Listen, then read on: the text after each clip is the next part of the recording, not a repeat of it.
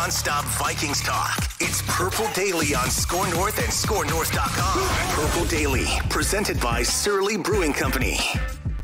Pre-snap, I didn't feel good about it, but there's always a post-snap read, and post-snap, corner squatted a little bit on the curl route by JJ, and I just felt like I put it over his head, and let KJ go get it. What I loved was KJ's ability to go get it, and then his ability to finish, and not let it be down on the one, but to actually say, he's in. I think that's, a great example of KJ's ability.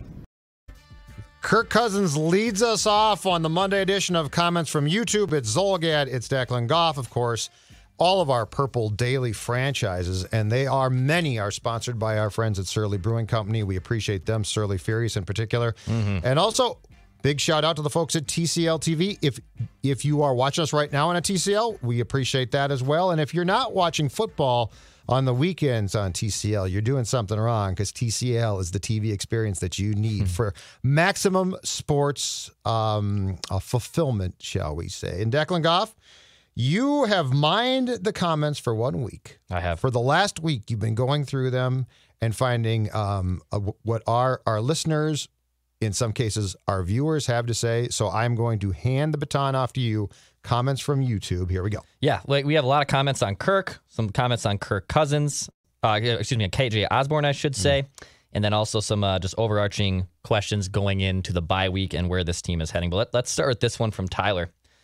We are unleashing Kirk, says Tyler. He's finally at his best, running and gunning to his 3 all-pro receivers. Some high praise from Tyler there. Let him go bonkers, fast-paced, with hanging it off to Cook to mix it in so we score, and Kirk looks comfy. Judd... comfy. And that's his own word, yeah. No, I like it. But are the Vikings finally unleashing Kirk Cousins? Because there's a lot of other ones here saying, too, Kirk is putting the team on his shoulders from Rebel Viking and carrying us. Give the man some credit. So are the Vikings finally unleashing Kirk Cousins? I feel like Kirk Cousins is, especially when the pressure's on, because he's put up really good statistics before. Mm-hmm. So it's not like, oh, man, he is finally putting up stats. He's done that. But, Dex, I feel like when the pressure's on, Kirk Cousins unleashing himself. Like, I think that this is a switch that Kirk, and it's 10 years in. He's what, 33? Because he's not, a young quarterback. No. But he has flipped a switch and is unleashing his ability the last 2 weeks especially. But, you go back to week 2 against the Cardinals, right? You go back to week 1, OT, against the Bengals on the road. Kirk Cousins is unleashing himself. And I believe it was you who brought this up on Mackey and Judd weekend statements, and I agree completely. Now it's up to the coaching staff to completely lean in to the Cousins experience and the offense too. So I would say that post-bye week, there's more unleashing of Kirk to do, but I think the most important step was Kirk Cousins taking control, especially when the pressure is immense, and saying, I'm your guy. Yep. I can do the job. He's showing that, which should only build confidence from the coaching staff in what Kirk and the offense are capable of doing. I think Kirk has evolved. I really have. And yes, we've seen stretches of 6 games like this from him before. But I will say, number one, we haven't seen this start to a season in his Vikings tenure like this. No. Each of the 3 years they've been 1-2, 1-3. Also, he has shipwrecked games. Yeah. In those early times. And then Kirktober comes. Kirk has not shipwrecked a game yet. He didn't play well against the Browns, but you know what? Browns have a good defense. And the Browns gave them opportunities to win that game. Maybe that's the only game I can really look at and say, yeah, Kirk maybe could have stepped up and saved the game. But in general, I don't look at that Browns loss and think that, oh, it's all because of Kirk there. That's why you lost. I think this is a new level of Kirk. And I do think this team has to lean into it. If they're going to do anything, it's leaning into this offense, Judd, and then leaning into this new level of Kirk Cousins. Absolutely. Samaritan Elad says, do you find it odd that Kirk went out of his way to praise Klint Kubiak in his post-game interview? I didn't see the exact comment that he said about Klint Kubiak. I did, yeah. What did he say about Klint Kubiak? He gave him credit, I think, twice, and just said when asked about specific play calls and specific plays that I think it was especially when it came down to the 2 key late drives, the one that obviously at the end of the fourth quarter it ended with a Greg Joseph missed field goal and then the overtime drive. He gave him credit. No, I don't think it's odd. I think he likes Klint, and I think he is, as much as Kirk attempts to at times, I think, bury his head in the sand. Yeah. He's acutely aware of what's being said and written. And so, no, I think that he is trying to say, back off my guy Klint. And also, you know, if we call a spade here, Dex, I think that Thielen, Jefferson, Osborn, and Kirk would all say, that's what we want to do. Mm-hmm. Like the Detroit game was, the affront of the Detroit game was the fact that it was so poorly called. And it's like, what are you even doing here? I agree. So, no, I think that I think the self-scout that they talked about last week was a come to Jesus sit down, right? I told you this on Ventline. I'll say it again. I find it very interesting that your two top receivers missed practice on Wednesday and Thursday, and then were fine. And if Adam Thielen was hurt, I am Tom Brady. So I think I think what this was everybody offensively got back on the same page and saying kumbaya. And Kirk, to his credit, said, well, hey, let's give Klint some credit too. Absolutely. Another one on KJ Osborn here, who did have just another phenomenal game and has emerged not just as a third wide receiver, but as a very good wide receiver. Bert says, can we give KJ Osborn some love, turning into a very nice receiver? And also El Juve saying, KJ's the real deal. He has not let us down since week one. Judd, and you saw this, I think, in training. You forecasted this. We all talked about him. Mm-hmm. Like there's no more love here because the love has run out. KJ Osborn in training camp made, and it was one play, and he had a really good camp. But there was a play that was on the near field, the TCO decks, where, and I came back and talked about it the next day. KJ Osborn, I think it was a 2-minute drill, and Kirk threw him a ball, and he toe drag swag, and I came back and said, "Whoa, this is a different player. Did you know?" In fact, I had forgotten this, and I read it last night. I think in Ben Gessling's story in the Strib. Did you know KJ Osborn didn't play an offensive down last year? Yeah, actually, I was looking at Pro Football Reference this morning. Wow. And I saw that stat. I saw that too, because he's played like 120 some snaps on special teams and was heavily involved in special teams. He's not good at returning. That's the funny thing. He was drafted to return, and he's not good at it. Yeah, I know. That's mind blowing to me. 0 snaps offensively last year. Yeah.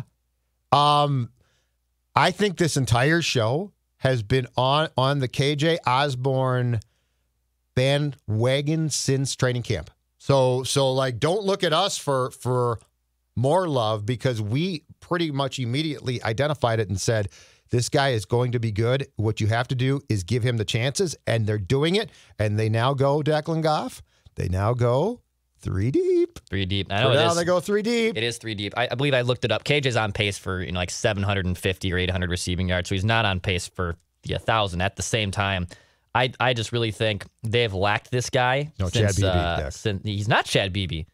And this solidified, like Chad Beebe, you didn't need Chad Beebe because KJ Osborn's the real damn deal. And he's reliable on third downs. This is not just a cute little wide receiver. This is a guy who's really clutch and has helped taking this offense to the next level. Yeah. When Thielen and Jefferson, who sometimes are going to be doubled, or even if one of them's out, yes, you now feel safety behind those two because you have KJ behind them. You're right, and it's so important because of one thing. The loss, and I can't tell you how crucial this was to the plan offensively. The loss of Irv Smith was enormous. Yeah. And if KJ doesn't develop, they're in trouble. They would have been, because Irv Smith cannot be replaced by a tight end on this team. I know Chris Herndon finally caught a pass, and it was a touchdown, and we can all be glad about that. But this team had massive plans, in my opinion, to have Irv Smith essentially be a hybrid tight end, wide receiver 3. And when he went out, if you didn't have KJ Osborn to plug in here, Dex, it's a huge problem. It is. So, yeah, a lot of love for him. He deserves hell of praise. He's turned himself into a damn nice player.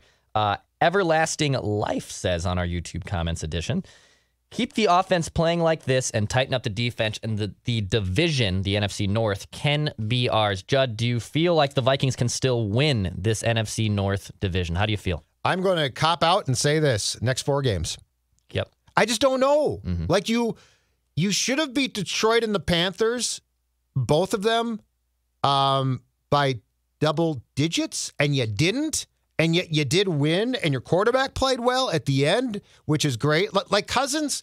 So, in my opinion right now, Kirk Cousins is the cologne on a guy who hasn't showered in like 3 weeks. Jesus. Okay. Interesting. Because like a lot of this team smells. Like a lot of the Vikings, okay. like they're blowing leads. They're actively melting down. And the meltdown against Detroit, I can't erase that from my mind. So like, Cousins is a fun talking point, and certain players offensively, i.e. Osborn, have played well, and that's awesome. But Dex, when you go back-to-back weeks and just completely implode, potentially, I will not tell you what I think until I see those next 4 games, because I think that those are going to be the real season-defining games of who this team is, because the act that the Vikings have pulled the past 2 weeks, you will not get away with, in my opinion, against what? It's going to go Dallas, the Chargers, Baltimore, and the Packers. Yep. So 4 games are going to essentially tell us who this team is and what their true identity probably is. Yeah, if Zimmer wants to say, "See, we told you so," it's them running the gauntlet in November. It's them winning those 4, and then they can. Yep, I agree. They can. And look, December's still tough. You still got to play the Packers, the Rams, in Soldier Field as well. You still got to go to Chicago, or you could be dead.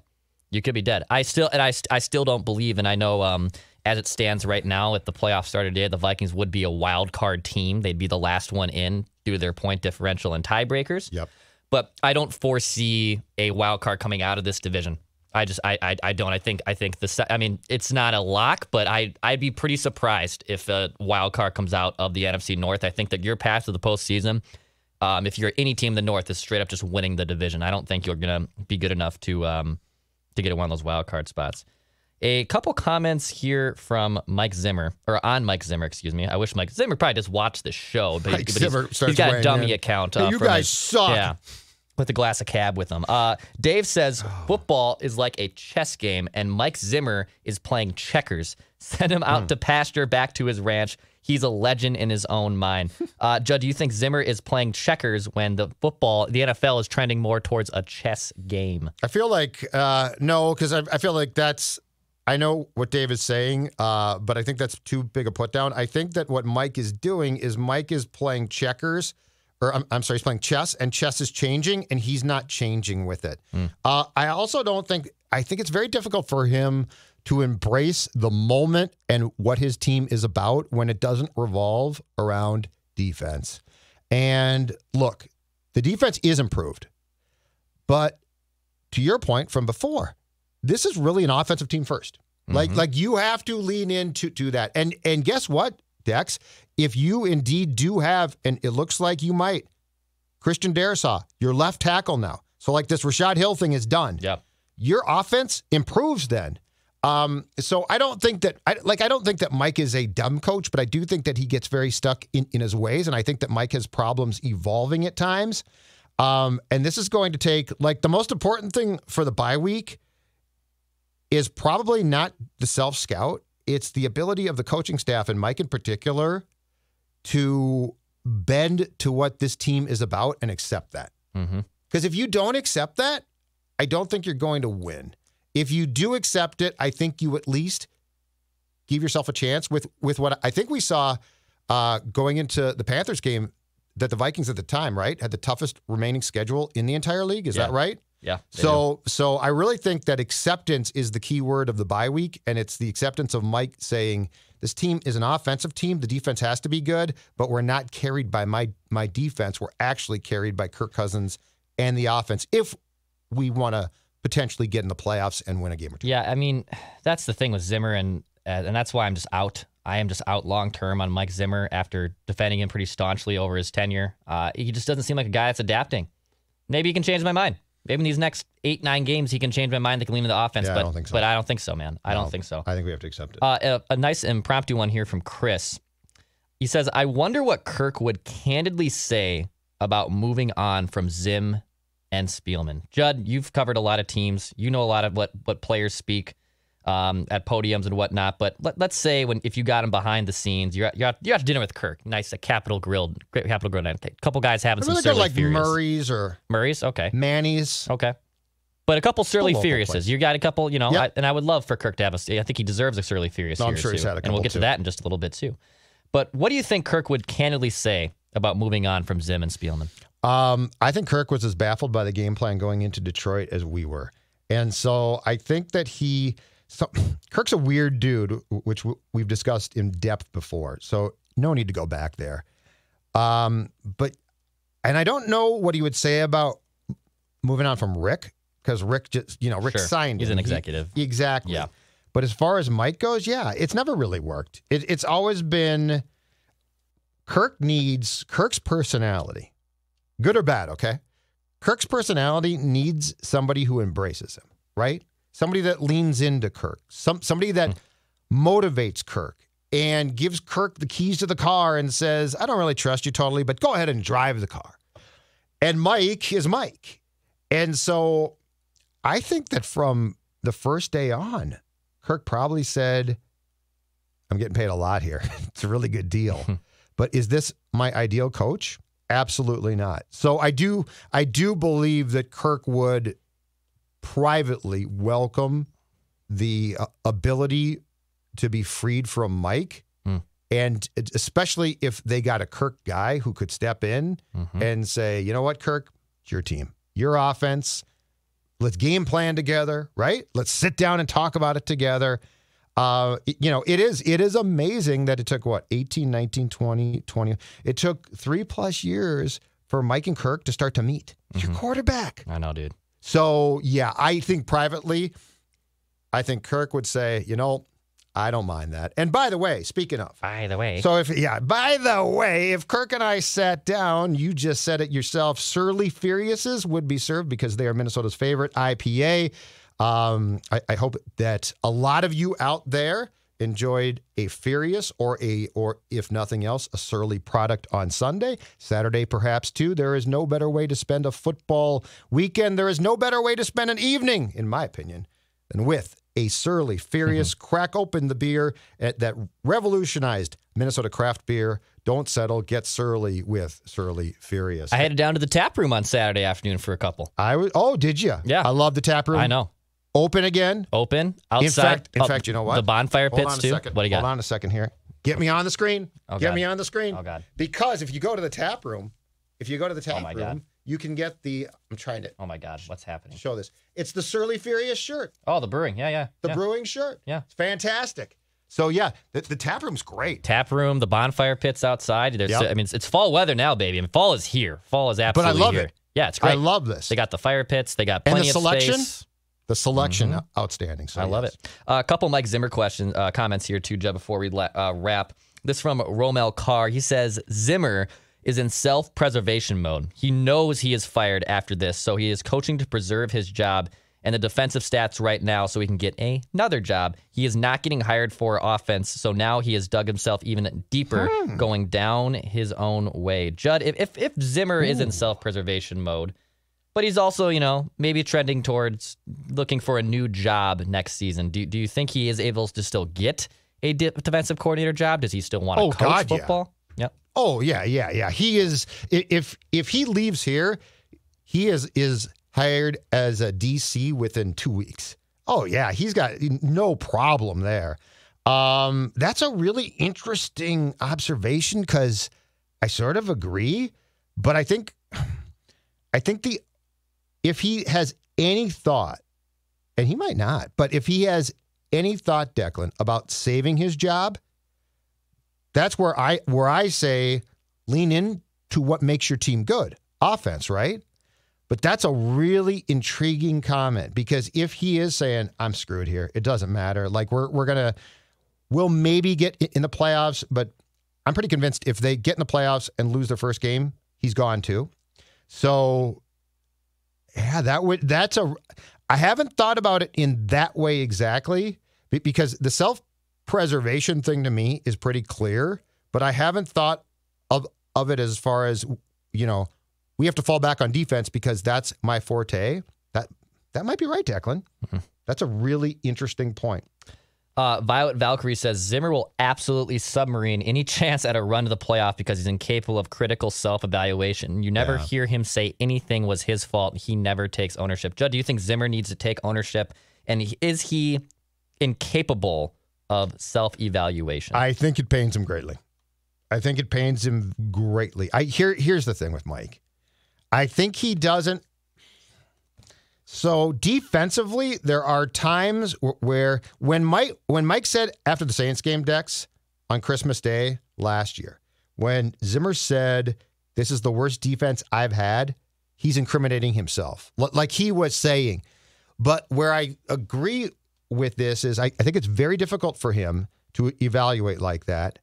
And I almost feel like, and this is the problem, he doesn't see the offense as his jurisdiction. No. So, like, instead of saying, offensively, like he literally said last week, I had those guys go do a self-scout. And he says we, but he had them do it. Not we all sat down and we all said, what are we doing here, right? And so I think that point is a very good one in that it is very difficult for Mike to look in the mirror, point the finger at Mike and say, what are you doing? Which is why I think it's difficult for him to adapt and adjust to say, hold on a second here. My offense is good. My defense is fine. It's not terrible. But my offense is the key to my team.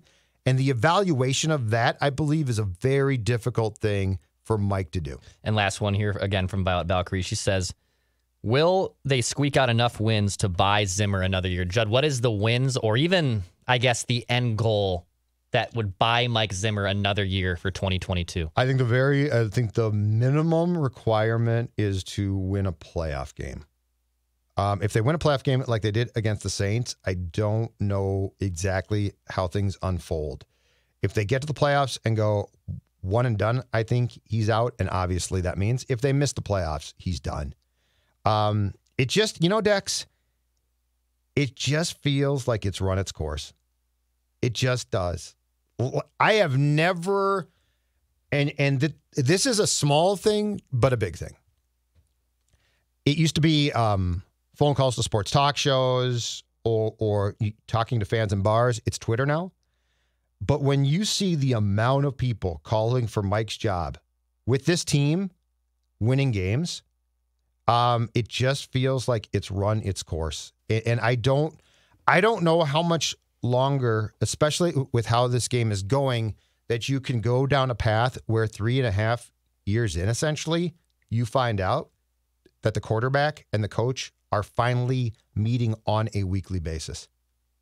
So, yeah, I think you got to win at least a playoff game, but I'm also not going to be surprised if they divorce just based on it's time. You? I think it's NFC Championship game or bust.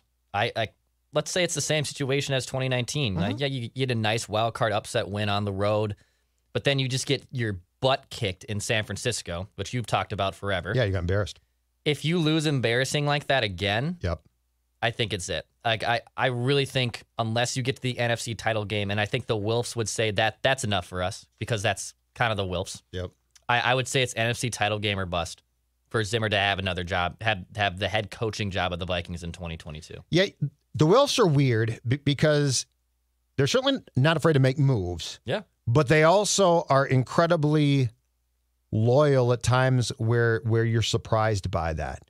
So predicting their moves to me is difficult. But I just think this entire thing is going towards, and it started in camp. It just feels off. Yeah. And it's not like the team sucks, but the whole thing just feels off. Like it doesn't feel cohesive. And it feels like it's being forced. It's just so clear now that the head coach and quarterback are for the most part coexisting. Mm-hmm. Like down to that picture that the Vikings put out in the tunnel that you showed on Ventline yesterday with them embracing or saying, oh yeah, we did a great job. That all just feels phony. And I do think that the bottom line, going into 2022 is no matter if it's Cousins or it might be Mond, I don't think so, but no matter who your quarterback is, I think the bottom line that has changed mightily in the last 5 to 6 years is that the most important person who has to be not coddled but certainly embraced, the quarterback. And this head coach is incapable. He can't do it. He's not about it. He outsources the entire thing. So yeah, it's not a situation where Mike deserves to be fired because Mike stinks. There are people that think that. My opinion is just from covering it, it just feels basically done. And it feels like it's just time to divorce. And aside from Belichick, that's sports, man. That's sports. Yeah, I would love for the Vikings to just lean all into offense and understand how this works. But yeah, and have a good DC. Yeah. Like you need a coordinator. Don't ignore it. But it can't be. You can't wake up thinking about it and then go to bed thinking about it. And during the day trying to fix it. And you've got these offensive components that a head coach has to embrace. Yeah. Right? Yeah. I agree. All right, that's it. Comments from YouTube. Don't forget, if nothing else, get your TCL TV to watch football, to watch hockey, to watch all sports, and drink your Surly Furious. We'll see you next week.